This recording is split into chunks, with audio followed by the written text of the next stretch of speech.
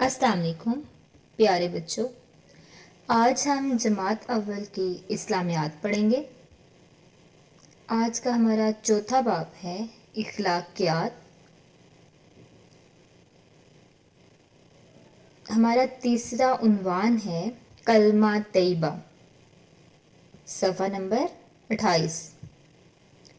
तो बच्चों, मैंने आपको पहले कलमा तैयबा पढ़ाया था।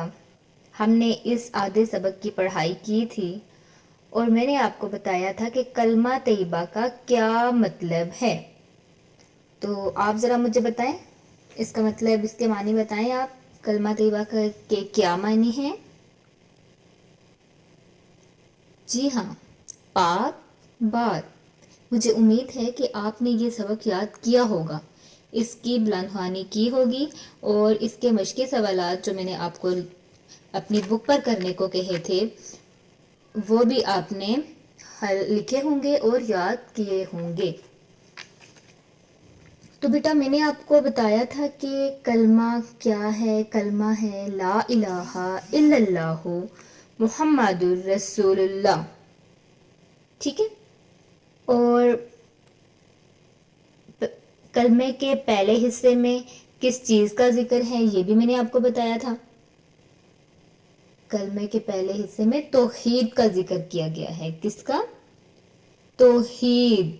तौहीद का मतलब यह है कि अल्लाह ताला को एक मानना, अल्लाह ताला की इबादत करना, अल्लाह ताला से ही दुआएं मांगना और इस बात पर यकीन रखना कि अल्लाह ताला ने ही इस कायनात को बनाया है।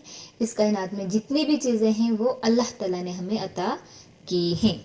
तो आज हम पढ़ेंगे कलमा तैयबा का दूसरा हिस्सा। कलमा तैयबा के दूसरे हिस्से में किस चीज़ का जिक्र है? रिसालत का। मतलब कि अल्लाह ताला के रसूल को मानना। हज़रत मोहम्मद सल्लल्लाहु अलैहि वसल्लम को अल्लाह का रसूल मानना। ठीक है। हज़रत मोहम्मद सल्लल्लाहु अलैहि वसल्लम अल्लाह ताला के आखिरी रसूल हैं। उनके बाद ना ही कोई नबी आया है और ना ही आएगा। बेटा, जो शख्स इस बात पर यकीन रखता है, कलमा तैयबा को पढ़ता है, वो क्या कहलाता है? मुसलमान। कलमा तैयबा पढ़ने वाला क्या होता है? मुसलमान। कलमा तैयबा का पहला हिस्सा था ला इलाहा इल्लल्लाह, कि अल्लाह के सिवा कोई इबादत के लायक नहीं। मुहम्मदुर रसूलुल्लाह, हज़रत मोहम्मद सल्लल्लाहु अलैहि वसल्लम अल्लाह के रसूल हैं। तो हमने पिछले सबक में कलमा तैयबा भी पढ़ा था, कलमा तैयबा का तर्जमा भी पढ़ा था। अब आप मुझे कलमा तैयबा सुनाएं और कलमा तैयबा का तर्जमा भी सुनाएं। तो चलें स्टार्ट करें कलमा तैयबा।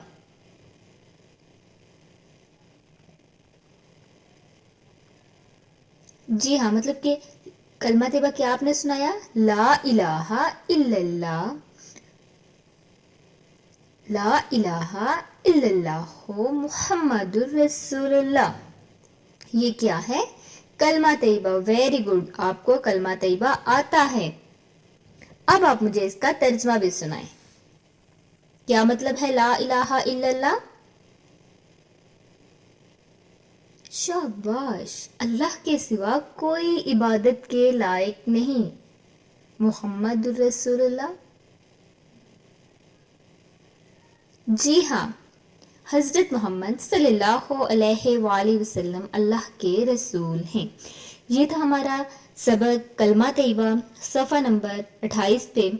पहला हिस्सा पहले हमने पढ़ा था और आज हमने कलमा तैयबा का दूसरा हिस्सा पढ़ा है। आपने सफ़ा नंबर 28 की बुलंदवानी करनी है, ऊंची आवाज़ में आपने इसकी पढ़ाई करनी है और जो लफ्ज़ आपको नहीं आता वो अपने बड़ों से पूछ लीजिए। अब हम चलते हैं सफ़ा नंबर 29 पे। तो सफ़ा नंबर 29 पे हमारा सवाल नंबर 1 है कि सवालात के जवाबात। बेटा, हमारे यहाँ पे कितने सवाल थे? 5। हमने पहले कितने सवाल किए थे? 3। कितने सवाल किए थे हमने? 3। تو ہمارا پہلا سوال کیا تھا؟ پہلا سوال تھا کلمہ طیبہ کے کیا معنی ہیں؟ کیا معنی ہے کلمہ طیبہ کے؟ پاک بات، پاک بات۔ تو بیٹا ہمارا دوسرا سوال تھا ہمارے ایمان کی کیا بنیاد ہے؟ جی ہاں، کلمہ طیبہ، ہمارے ایمان کی بنیاد کلمہ طیبہ۔ سوال نمبر 3 تھا جو شخص کلمہ طیبہ پر یقین رکھتا ہو وہ کیا کہلاتا ہے؟ مسلمان۔ جو شخص کلمہ طیبہ پر یقین رکھتا ہو وہ مسلمان کہلاتا ہے۔ تو آج ہمارے 2 سوال ہیں، سوال نمبر 4 اور سوال نمبر 5۔ ہم سوال نمبر 4 پہلے کریں گے۔ کون ہے جو ہمیشہ سے ہے اور ہمیشہ رہے گا؟ پتہ ہے آپ کو کون ہے جو ہمیشہ سے ہے اور ہمیشہ رہے گا؟ جی ہاں، ویری گڈ، اللہ تعالی۔